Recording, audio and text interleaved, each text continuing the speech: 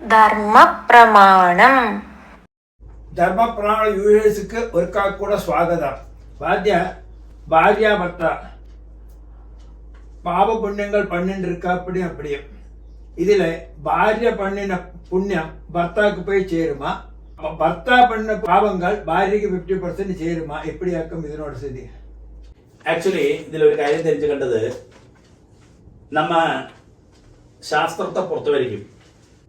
ഇപ്പൊ അവ അനുഷ്ഠാനം പண்றா, ഭർത്താവ് അനുഷ്ഠാനം പண்றா, കാര്യങ്ങൾ പண்றா എന്നാലും അവ കുടുംബത്തിൽ എല്ലാവർക്കും വന്ന് ചേരും. പക്ഷെ തിരിയാക്കി ഒരു പാപത്ത് പോയി ചേരാൻ വെച്ചുണ്ടോ, തിരിയാക്കി നമ്മൾ എല്ലാം ജീവിതത്തിൽ സംഭവിക്കാതെ അത് ആർക്കുമേ ബാധിക്കാതെ.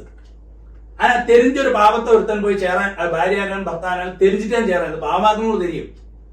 അതെന്നാ അവനക്ക് മാത്രമേ അത് ബാധിക്കും. അതുകൊണ്ട് ആർക്കും ബാധിക്കാതെ.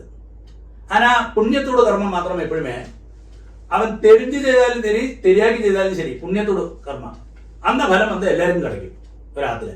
അല്ലാതെ ഒരുത്തൻ ആത്തിലെ സന്ധ്യാവന്തനം പണ്ണ് അവനക്ക് എല്ലാ ഫലവും കിടക്കും ഇല്ല. നീ ഒരു കർമ്മ പണ്ണ സകുടുംബസ്യ സർവേഷാം സർവാഭീഷ്ട സിദ്ധാർത്ഥം. അപ്പൊ എല്ലാവർക്കും അത് ബാധകമുണ്ട്. അത് അവരോട് ശാസ്ത്രവും വിധിയും